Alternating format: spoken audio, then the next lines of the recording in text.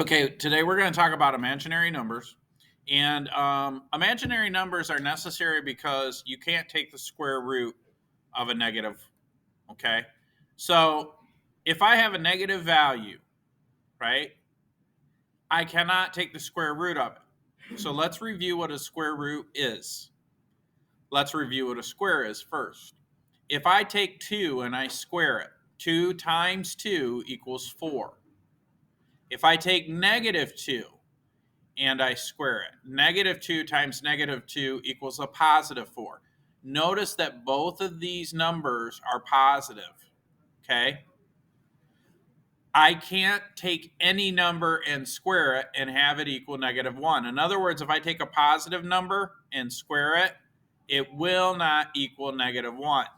If I take a negative number and square it, it will not equal negative 1. A negative times a negative is a positive. So, what does that mean? Well, when I take the square root of 4, I'm trying to figure out what number I squared. In other words, the square root undoes the squaring, right? Squaring gets me here, taking the square root goes backwards. That's why the square root of 4 is plus or minus 2.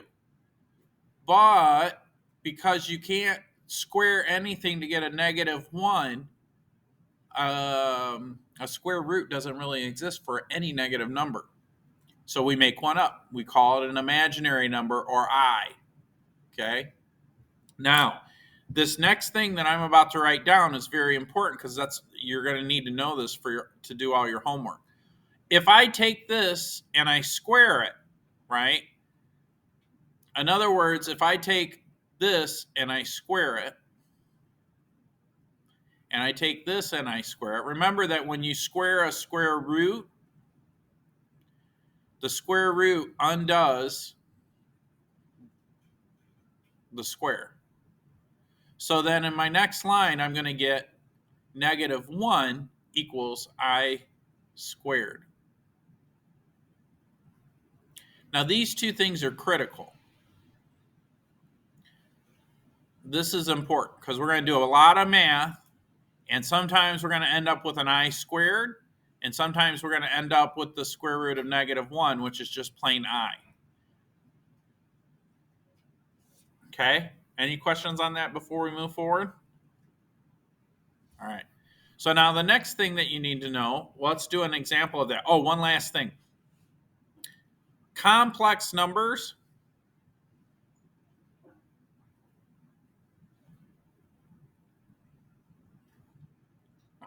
complex numbers are a combination of real and imaginary numbers.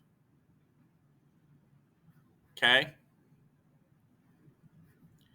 So, the first part is a real number, 3, 4, 5. And then we usually have some plus or minus.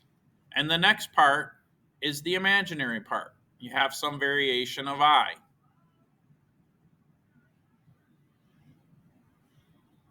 Oh, running out of room to spell imaginary. That word is imaginary. I just ran out of room. So what does that mean? Well, you'll see it written like this in textbooks. A plus B I. Now what that means is that A is a real number. It could be positive or negative. And BI is the imaginary part.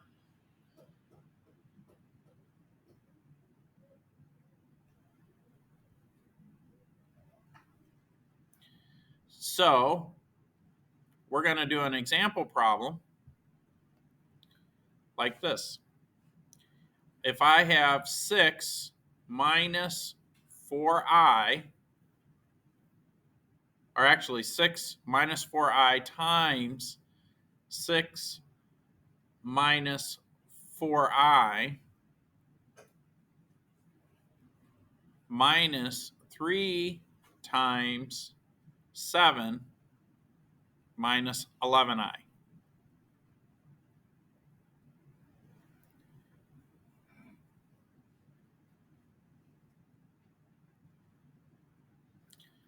First, I want to identify all the real numbers. This is real. This is real. This is real. This is real. The imaginary numbers are easy to identify because they just have an I.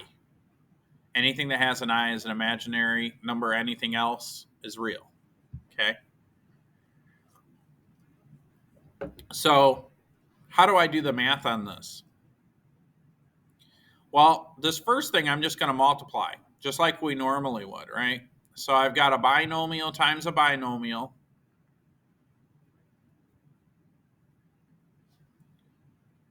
I'm going to do my little box here. I'm going to say 6 minus 4i times 6 minus 4i. Row times column. What's 6 times 6? 36. What's negative 4i times 6?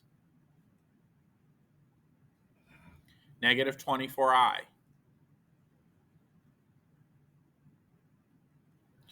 What's 6 times negative 4i? Yeah, negative 24i. So you treat the I almost like you do a variable like x, right? Now, what is negative 4i times negative 4i? Positive 16i squared, right? But now here's what we have to remember. Here's the tricky part. Because, whoops, I got to write the square. 16i squared is the same as, what does I squared equal? Negative 1. So I've got to multiply that 16 by a negative 1, so that becomes negative 16. So all this stuff right here, when I multiply it out, I'm going to end up with 36, combine like terms, negative 24i plus another negative 24i is negative 48i, right? And then this term gets tacked on as negative 16. Now for the rest of this stuff, I'm going to distribute. So I'm going to say negative 3 times 7 is negative 21. And then negative 3, remember you got to include this negative sign. Negative 3 times negative 11i is a positive 33i. Okay, got to go back. What are the real numbers? This is a real number. This is a real number. This is a real number. What are the imaginary numbers? This is imaginary, and this is imaginary. So I'm going to say 36 minus 16 is what? 20. Minus 21 leaves me with what? Negative 1, right? Actually, let me just do that in a different color so you know what I did. So I'm going to combine 36 minus 16 gives me 20. 20 minus 21 leaves me with negative 1. Now we're going to do the real numbers.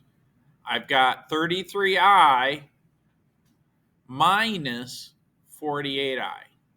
What's that?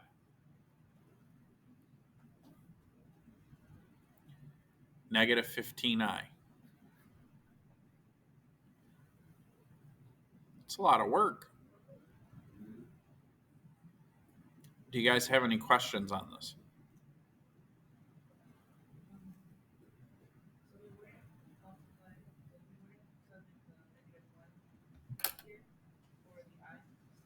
No, because I is the square root of negative 1.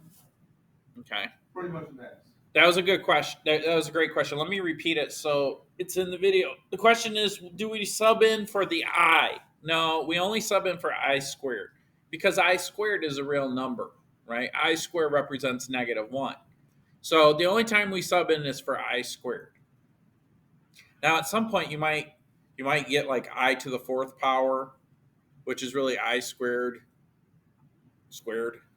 But most of the time, so anytime I is raised, you might have I to the 3rd power. Anytime I is raised, you got to take out the squares. But for today, let's just focus on this. So anytime you see I squared, you're going to substitute -1 in. Okay? All right, can we move on to the next example?